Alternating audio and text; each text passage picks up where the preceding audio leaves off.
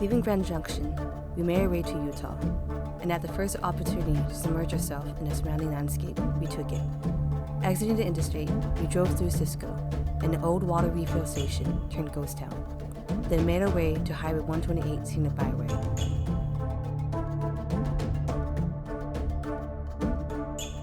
The byway engulfed us with the open desert, narrow winding roads with steep sandstone walls and sights of beautiful valleys, all the while following the Colorado River as it made its own journey through the state.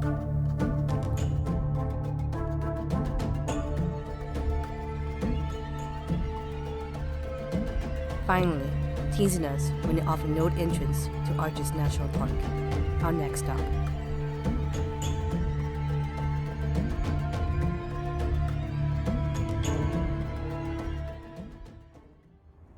Welcome to Arches National Park, home of the largest natural arches ever to be found. These arches were left here. Mother Nature carved right through the rock, and these structural arches are so strong that they can carry passenger vehicles and even those 18-wheelers carrying your goods you purchase on Amazon.com that you require immediate delivery. Guess what? The arches cross the river, naturally designed to carry our home goods purchased online. Wow. They wouldn't let us into the Arches National Park without a time permit reservation. So this is the best we get. It's a good thing they're so awesome. We won't even need to go to the park now. Oh yeah. Now, you may think our experience from the previous day would have clued us to spend the 5 minutes to learn a time entry pass was required, perhaps even purchase one. We chose not to do that.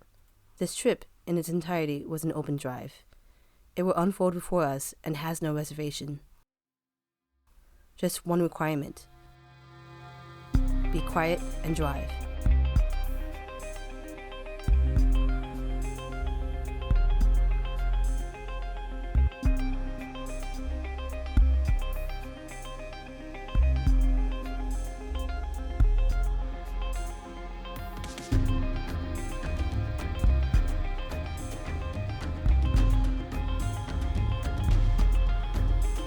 At the visiting Dead Horse Point State Park, just near Arches National Park, we drove through the southern part of Utah.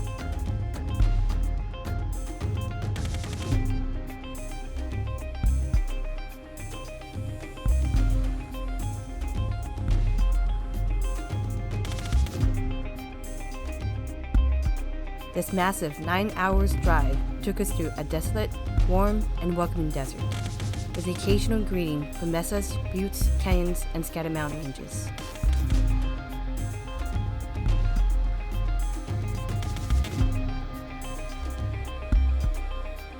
Trekking through the vast desert land of Utah, it's hard to believe that some part of the state could reach temperatures cold enough to snow. Eventually, we made our way to Scenic Byway 12, by far one of the wildest, scariest, and amazing highways to drive on. The byway had an abundance of overlooks and viewpoints. One of the most memorable parts of the byway was a hogback, a paved road on a narrow ridge with steep drop-offs on each side, no guardrails, and very little shouldering.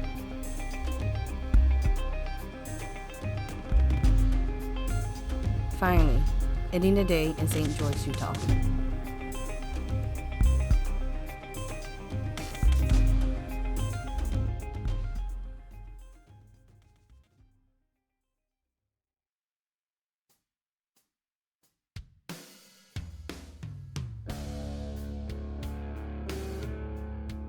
The following day, we made our way to California, driving straight through Nevada. Along the way, we met up with Mark, Matt's younger brother, and Tehachapi for some savory fast food American cuisine. Then made our way towards the Central Valley, where we stayed with our families for the next few days. The graduation celebration was a pleasant and intimate occasion.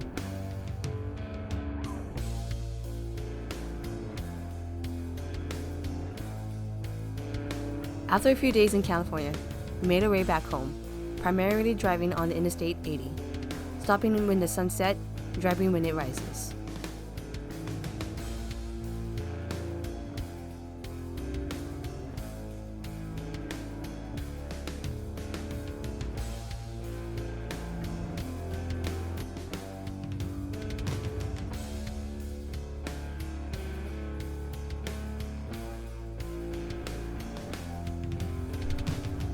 Before ending this video, I'd like to leave you with our thoughts of traveling. We slept better in our car than any hotel bed we stayed in. Enjoy every mile we gain as we close the gap from one destination to another. And every morning, we woke up knowing any disappointment was just a small, insignificant puzzle piece. We did not linger in the thoughts of what could have, because there's not have to be. Just that the charm, the escape, and the spontaneity of travel has become less pleasurable. We may, for the foreseeable future, not take any long journeys and remain more in our locality.